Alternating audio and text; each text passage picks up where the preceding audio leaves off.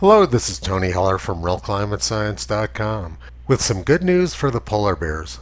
15 years ago, Australia's leading climate expert announced the demise of the bears. Tim Flannery said, "Polar bears will be extinct within 25 years as global warming shrinks the ice cover they depend on for feeding and giving birth."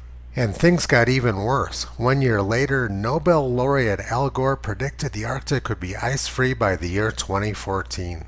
Another new study to be presented by U.S. Navy researchers later this week warns it could happen in as little as 7 years. 7 years from now.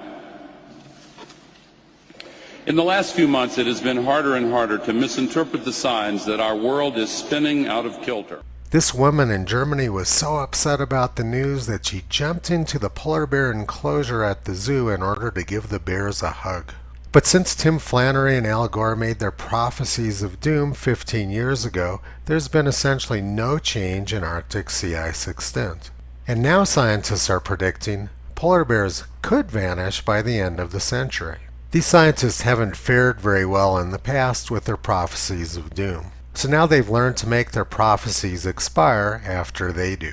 And they've also learned to include the weasel word could in their prophecies. The use of the word could allows them to spew any sort of nonsense they want without fear of repercussion. For example, people from the planet Neptune could invade the Earth in the middle of next year, but it's actually pretty unlikely that's going to happen. Their prophecies are ridiculous, but that's not the most serious misinformation in this article.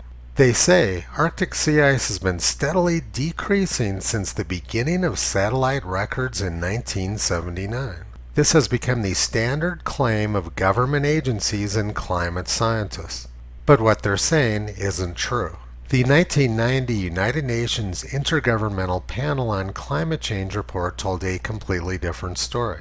That report said satellite observations have been used to map sea ice extent routinely since the early 1970s. In 1972 to 1975, sea ice extent was significantly less.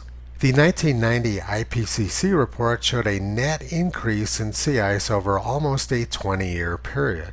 But reality didn't suit the climate alarmist agenda, so in the 2001 report they altered the data. In true Orwellian fashion, they rewrote history to make the sea ice extent declining instead of increasing.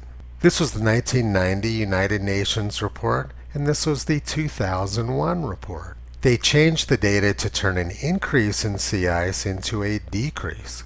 But over the past 20 years, they've altered their strategy for deceiving the public. Now they simply hide all of the inconvenient data prior to the record high year of 1979. And if we go back further in time, their prophecies become even more nonsensical. Around the time Stonehenge was built, the Arctic was much warmer and may have been ice-free. July temperatures along the northern coastline of Russia may have been 2.5 to 7 degrees Celsius warmer than they are now. Trees grew all the way to the edge of the Arctic Ocean, whereas now the tree line is 80 to 100 kilometers further south. Carbon dioxide levels in the atmosphere were much lower than they are now, but Arctic temperatures were much warmer. We can infer from this two very important scientific facts. The first is that carbon dioxide does not control Arctic temperatures, and the other is that polar bears don't need sea ice to survive. Hiding and rewriting critical data is a pretty serious crime against humanity. In the private sector, if you alter data like this, you would likely get prosecuted. But in academia, you get the Nobel Prize. Animals are smart enough to not jump in the polar bear cage, but humans not so much.